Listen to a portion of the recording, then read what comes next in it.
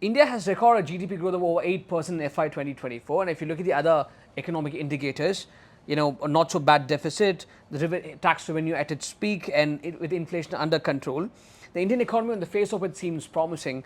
But if you look at the employment numbers, the household consumption data, and wage levels, you realize that Indians are not happy. Why is it so, and what is your assessment of the state of the Indian economy there? Yeah, the state of the Indian economy is, I think, in kind of macroeconomic stability terms, it's doing well. Inflation, as you said, is down. Yeah, our external position is very comfortable, and the budget deficit also seems to be on a downward trajectory.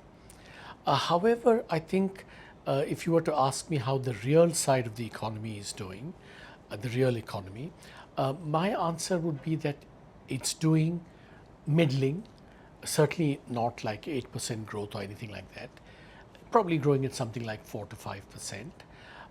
But within that, I think there are some sectors that are doing well and many other sectors that are not doing very well.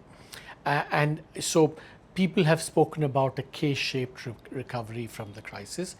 I mean, whether you call it K-shaped or whether you express it in terms of some sectors doing well and others not doing well, it depends on your point of view. But the key point is that the overall is not doing 8%, because I think people forget, and we wrote a piece, Josh Feldman and I, just after the election. Do you know what the growth numbers are for the last 3 years for the Indian economy? Take a guess. It's something like 10%, 7%, and 8.5%. If you were to come and tell me that an economy in 3 years has done these 3 rates of growth, I think I would say this is a miracle economy where everyone must be doing well, because this is a tide that is not rising but surging, and therefore will lift all boats. So the fact that all boats have not been lifted, employment remains weak, wages are down, means that the tide is not surging, it's middling, 4.5.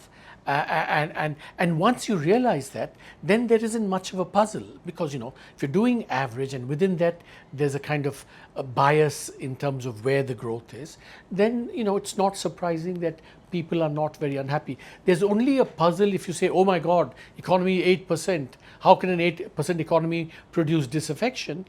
The answer is it's not an 8% economy.